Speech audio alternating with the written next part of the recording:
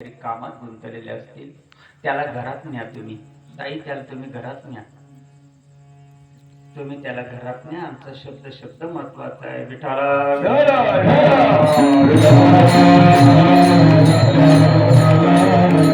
कुंडली कवर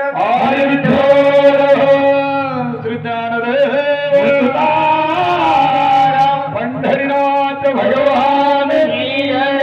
नामदेव महाराजांच्या जीवनाचा जर विचार केला, नामदेव महाराजांचा परमार्थाचा जर विचार केला, नामदेव महाराजांचं जीवन येता कदाचित नामदेव महाराजांचे पिताश्री दामोशेठ बिमार पडले असतील, काही कामाच्या निमित्तानं गुंतलेले असतील, नाकारता येत नाही. एक दिवस नामदेवांना जोड बोलवले. नामा तुम्हाला खेड्यावर जावं लागल का कपडे विकायला. नामदेवाच्या डोक्यावर भारा दिला कपड्यांचा. थंडीचे दिवस असतील, हिवाळ्याचा मौसम असेल. नामदेव महाराज सकाळी सकाळी देवळाला गेले. देवाचा नमस्कार केला, पूजा अर्चा केली, पुंडलिकरायाचं दर्शन घेतलं, चंद्रभागा माईला हात जोडले, घरी आले. आई वडिलांच्या चरणाला स्पर्श केला, आई वडिलांचा आशीर्वाद घेतला. मानवी जीवन जगत असताना आई वडिलांचा आशीर्वाद घ्यावा लागतो. आई बाप केवळ काशी तेन न जावे. तुम्ही नाही गेलात कुठेतरी चालेल, परंतु आई वडिलांचं दररोज सकाळी दर्शन घेणं खूप महत्वाचं काम आहे. नामदेव महाराज कपड्यांचं गाठोडं धरून आणि पंढरपुराच्या आजूबाजूच्या खेड्यांवर जात असताना पाऊल वाट असेल, चढ उतार असेल, मोठमोठाली डोंगर असतील, झाडं झुडपं असतील, हिवाळ्याचे दिवस असल्यामुळं गार वातावरण, थंडी भरपूर. सकाळी सकाळी 7, 7:30, 8 वाजले असतील. एका डोंगराच्या कडेनं नामदेव महाराज चालत असतात. मोठमोठाली एवढाली दगड पडलेली असावी. त्या दगडाजवळ जावं, कपड्यांचा गठ्ठा बाजूला ठेवावा आणि शीर्षाष्टांग दंडवत त्या दगडाला घालावा. दगडोबा माझा तुम्हाशी नमस्कार असो. हरिभक्ताचं लक्षण. दगडोबा तुम्हाला आज माझा मनापासून नमस्कार. गुडघे टेकून माथा दगडावर ठेवून अष्टसात्विक भाव विफोर अशा अवस्थेमध्ये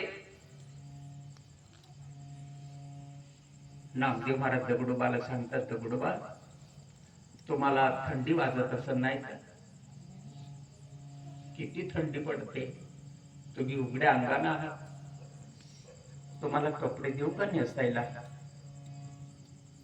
घ्या पांघरून कपडे.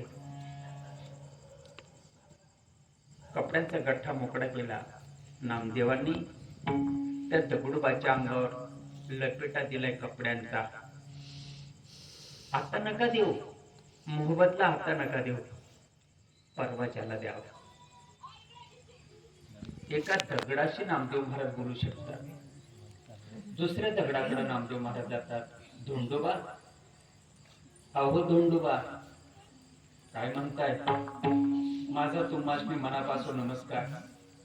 नमस्कार. तुम्हाला थंडी वाजत असं नाही का? वय रे बाबा, मी तुम्हासनी कपडे देतो, ते नाहीला जमतय ना? जमतय. अंग झाकून त्या धोंडोबाला कपडे नेसायला दिले. आता बरं वाटते ना धोंडोबा? बरं वाटते. पेमेंट नको नको, आता नको, परवाच्याला द्यावा. सगळ्या कपड्याचा गट मोकळा केला. परतीच्या मार्गाने नामदेव महाराज 3 वाजेपर्यंत घरी येतात. आई बाबा सांगतात, भाजीपाला घ्यायसाठी, भात घ्यायसाठी, डाळ घ्यायसाठी, ज्वारी गहू घ्यायसाठी काही आणलं का नाही? त्यावेळेला नामदेव महाराज आई वडिलांना सांगतात, आई बाबा त्यांना सांगितलं परवा देऊ. परवा कोणाला देऊन आलास? म्हणलं डोंगराच्या कडेला धोंडोबा आणि दगडोबा. विठाला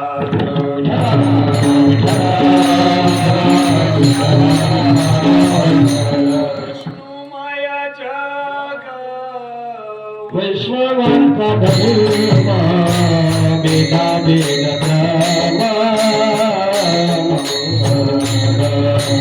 वेदा वेद ब्रह्म विष्णुवाय दादा वैष्णवांचा धर्म वेदा वेद ब्रह्म वेदा वेद ब्रह्म विष्णुवाय दादा वैष्णवांचा धर्म विष्णुवाय दादा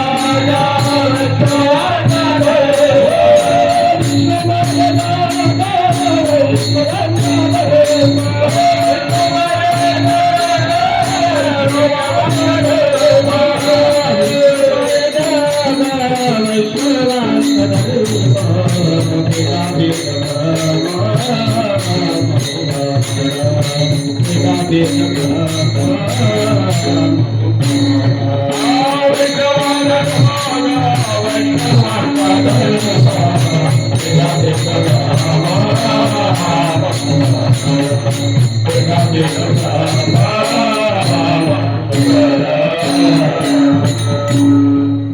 थोडक्यात एक सुंदर प्रसंग नामदेवांचा तो मी सांगतो आणि विषयाकडे मी निघत असतो.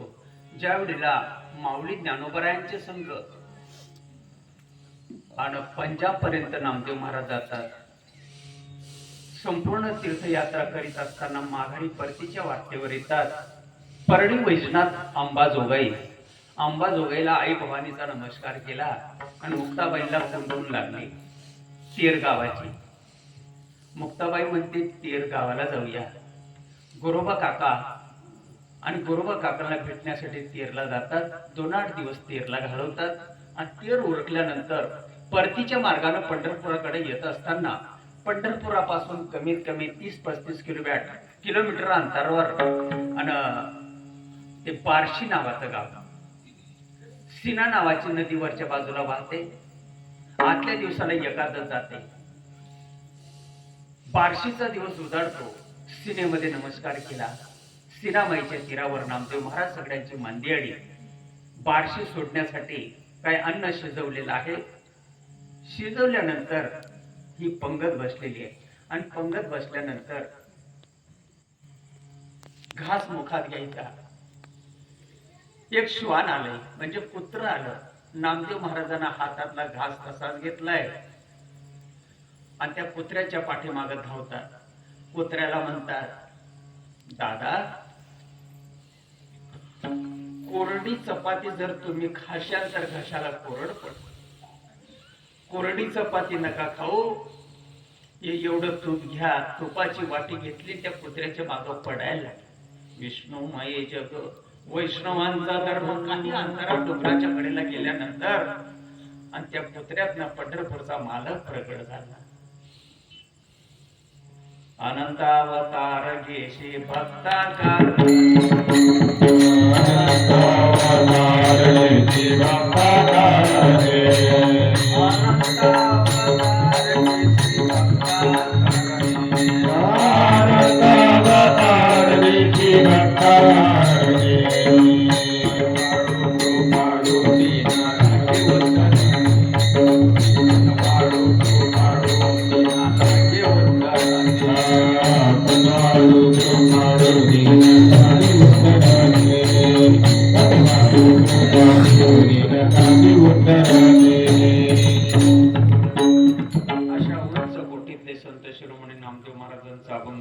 आईच्या या पारायणाच्या निमित्ताने निवडून घेतलेला आहे. अभंग आईसाठी नाहीये. अभंग आईसाठी नाही. आई आता ऐकू शकत नाही.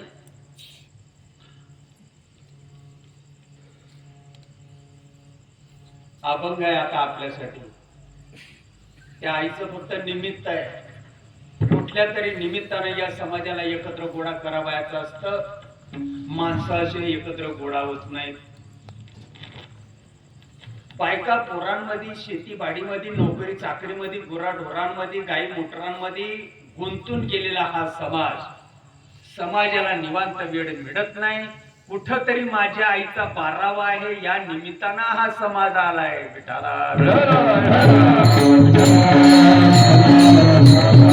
या तुम्हाला खायला प्यायला चहाला पाण्याला नाश्त्याला उठायला बसायला निजायला सगळी व्यवस्था आमच्याकडे केलेली आहे. या कीर्तनाला ना ऐका जरा, ऐका रे जना. जसही ताट खुना पंढरी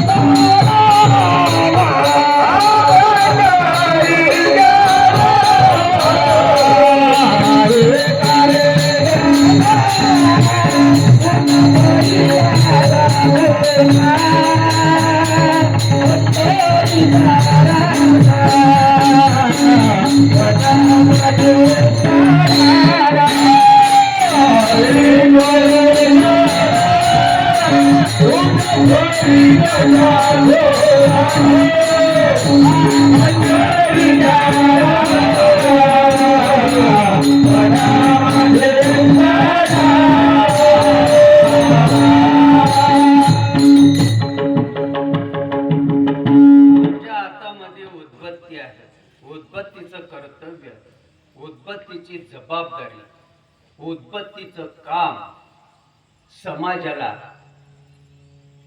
सुगंध देणे. गरीब असू द्या श्रीमंत असू द्या दुजाभाव करत नाही. चोर असू द्या सज्जन असू द्या पंक्ती भेद करत नाही. कोणी कसंही असू द्या, जातीपातीचा प्रश्न येत नाही. ही उद्बत्ती, ही अगरबत्ती सगळ्या जगाला सुगंध देते. मित्र, पुढचा विषय ऐका. ही उद्बत्ती पंक्तीभेद करत नाही, जातीवाद निर्माण करत नाही, श्रीमंत गरीब बघित नाही, शिकलेला अशिक्षित बघित नाही, झोपडीतला बंगल्यातला जाणत नाही. सगळ्यांना सुगंध सारखा देते. कोणी पण या, कसे पण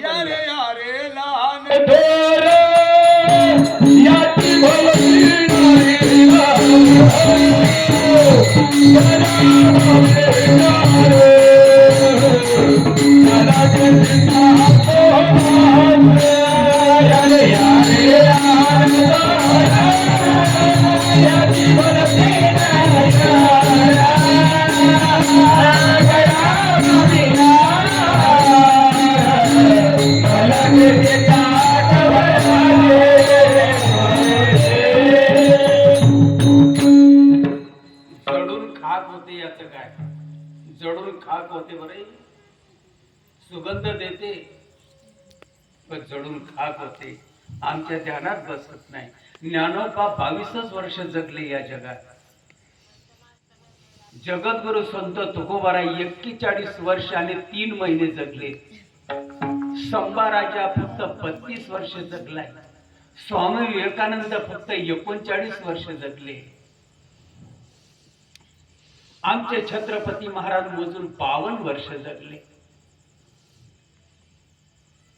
किती वर्ष जगलाय माणूस याले किंमत नाहीये. तो कसा जगलाय याले राहिल्या त्या कीर्ती जगामाजी, राहिल्या त्या कीर्ती जगामाजी.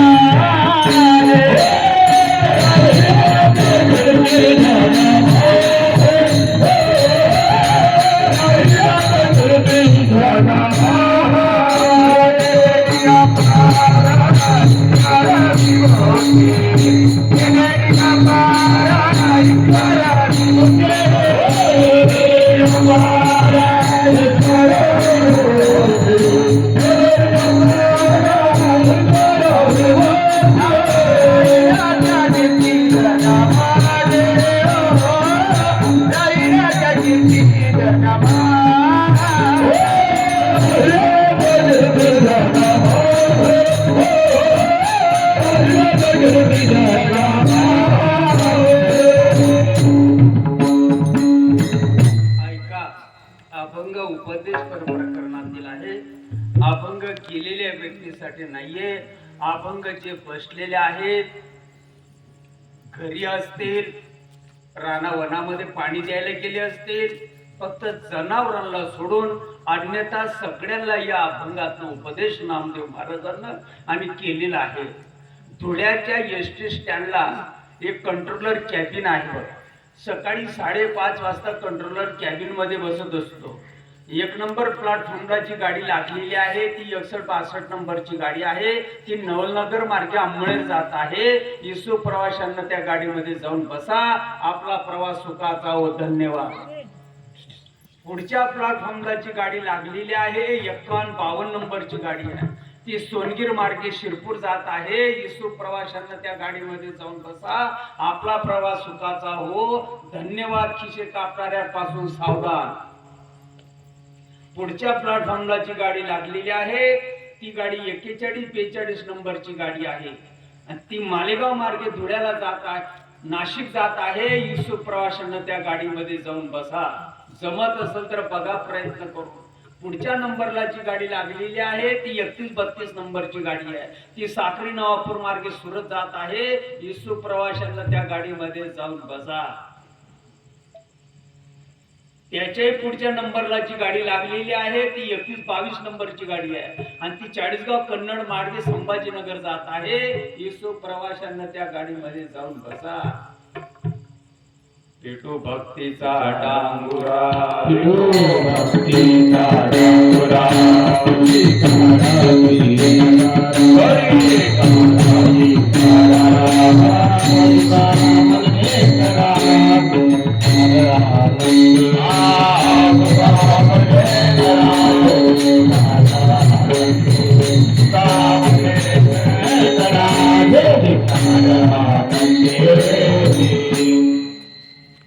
मनामनी आहे, करमणूक आहे का मार्गदर्शन आहे? का मनामनी आहे, करमणूक आहे? आज या घरच्या धन्याने हे जे नियोजन केलेलं आहे 12व्याच्या निमित्तानं कीर्तन व्हावं, करमणूक आहे, मनामनी आहे, दिल बैलाने की बात का मार्गदर्शन आहे? मार्गदर्शन आहे. 800 वर्षापूर्वी आमच्या नामदेव महाराजांचं हे मार्गदर्शन आहे. अभंगाची पहिली ओळ. आशेवाटाची गाडी